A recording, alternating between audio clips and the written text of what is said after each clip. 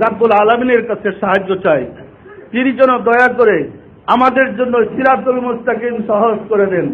আমাদের সমাজের হুজুররা করে কি জানেন? জ্ঞানী পণ্ডিতরা বলেন মুর্শিদের দরকার কি?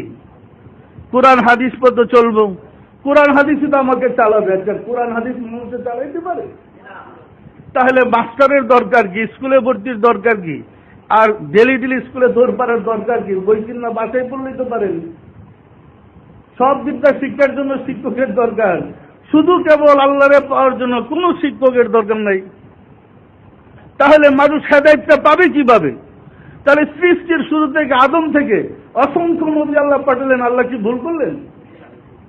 মানুষকে পথ দেখানোর জন্য তো নবীদেরকে পাঠাইছেন। সম্মানিত আশেকের রাসূল, এগুলো আমাদের ভ্রান্ত ধারণা। কলবের বিদ্যা শিখার জন্য, আল্লাহর পরিচয় লাভ করার জন্য ওলি আল্লাহদের কাছে যেতে হবেই।